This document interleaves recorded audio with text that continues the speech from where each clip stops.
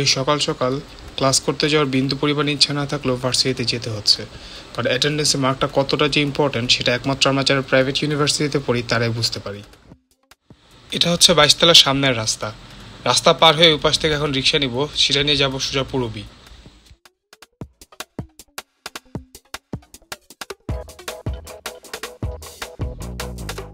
গত 5 মিনিট ধরে 22 তলার সামনে দাঁড়িয়ে থাকার পরেও রিক্সা খুঁজে পাচ্ছি না।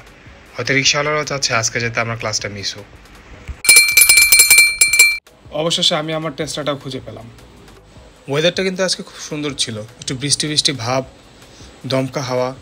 এই সময়টা আসলে ভার্সিটি ক্লাস করা থেকে বেশি কোথাও ঘুরতে গেলে হয়তো ভালো লাগতো, কিন্তু কিছু করার নেই। অ্যাটেন্ডেন্স পেতে হলে ক্লাস তো করতেই হবে, আর অ্যাটেন্ডেন্স খুব বিপদসীমার রাখা ছুঁই করছে আজকাল কেন জানি।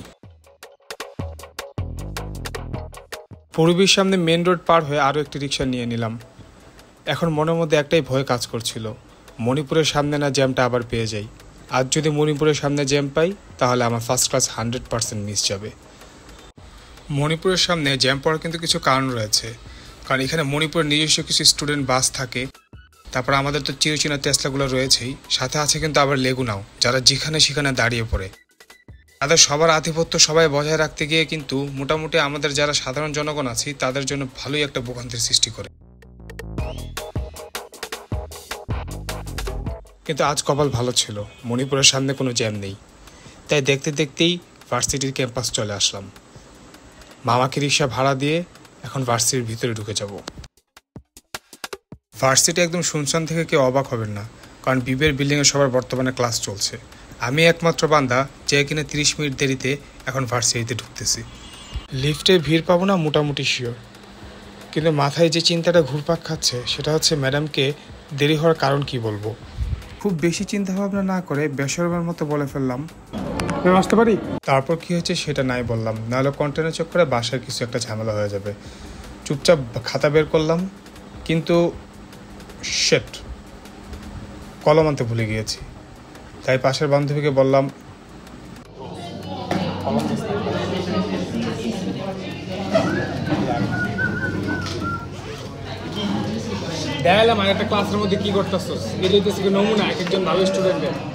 প্রথম ক্লাস শেষ হওয়ার পর মাথায় আসলো যে সকালে তাড়াহুড়ো করে কিছু খেয়ে বের হয়নি, তাই ভাবলাম যাই একটু ক্যান্টিনে কিছু খাওয়া দাওয়া করা যায় কিনা। ক্যান্টিনের খাবার দেখে খুব বেশি কিছু একটা খেতে ইচ্ছে করলো না, তাই নেক্সট ক্লাসের জন্য আবার ফিরে গেলাম। মার্কেটিং ক্লাস, তাই সবাই খুব মনোযোগ দিয়ে ম্যাডামের পড়া বোঝার ট্রাই করছিল, কিন্তু এই যে সামনে যে ছেলেটাকে দেখছেন তার একমাত্র কাজ আমাদের সবাইকে ডিস্টার্ব করা।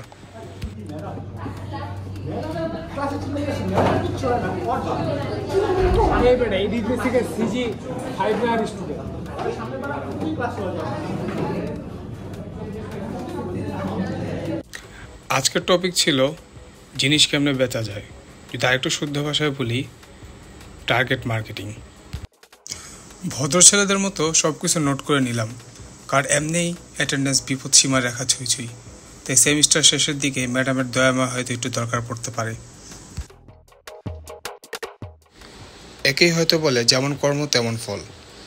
একটু আগে যে সবাইকে ডিস্টার্ব করছিল তার জন্য ম্যাম তাকে দাঁড়া করিয়ে পড়া জিজ্ঞেস করলো, আর আনসার সে যা দিল, না আমরা কিছু বুঝলাম না ম্যাম কিছু বুঝলো, জাস্ট বোর্ডে যা লেখা ছিল তাই ব্ল্যা ব্ল্যা করে পড়ে গেল।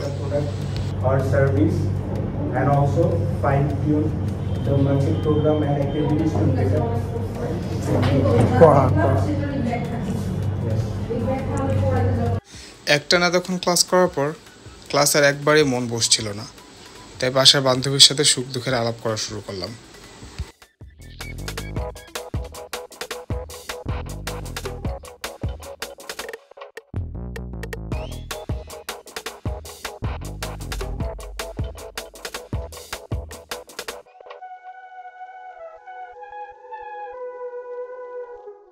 হঠাৎ এই হাসির রহস্য হয়তো আপনারাও বুঝতে পেরেছেন।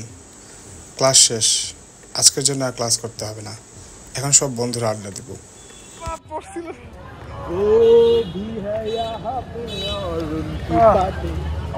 স্লিপটা কাটছিল দেখছিলা আমার থেকে,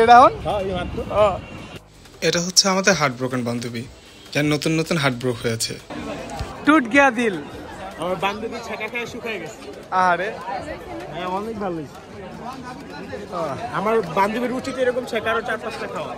হ্যাঁ, এরকম আজ এরা প্রেম করলে এমনই হবে। তুমি শুকায় যাও, আমরা এটা চাই। আমাদের আড্ডা শেষে এখন সবাই বাসার দিক চলে যাচ্ছি।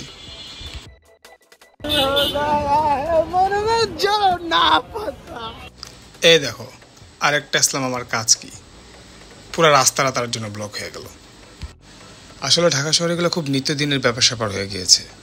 এত পরিমাণে এদের আনাগোনা বেড়েছে যেটা বলার মতো নয়। ক্লান্ত শরীর নিয়ে ক্যাম্পাস থেকে বেরিয়ে যাচ্ছি, কিন্তু রেহাই নেই। বাসায় গিয়ে আবার আপনাদের জন্য ভিডিও এডিট করতে হবে, তাই ভালো লাগলে অবশ্যই সাবস্ক্রাইব করবেন।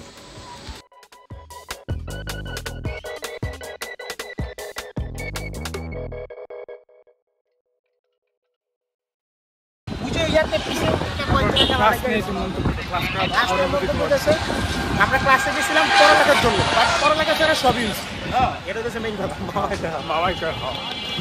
ক্লাস করে জীবন শেষ, তোমার স্কুল জীবনের সবথেকে ওয়ার্স্ট জিনিসটা কি? কি? পড়ালেখা। কে জানি কইছিল ভার্সিটি লাইফে পড়ালেখা নাই। স্কুলের সার্ভে ধর, ওই কইছিল স্কুলের পর কলেজ, তারপরে ভার্সিটি। স্কুলের পর কলেজ যাবা পুরো বিন্দাস, কলেজের পর ভার্সিটি যাবা আরো বিন্দাস। স্কুলে না পড়লে ঠ্যাঙায় পড়ানোর মতো মানুষ ছিল। এই জায়গায় পড়তে না বললেও মনে হইতেছে আরে পড়তে বইতেছি না, একটু পড়তে মাছটা খাবো। মানুষের অশান্তি, নিজে ঠ্যাঙ্গা ঠ্যাঙ্গা পড়তে হয়। যাই হোক, প্রাইভেট ইউনিভার্সিটির স্টুডেন্টের লাইফটা এরকম।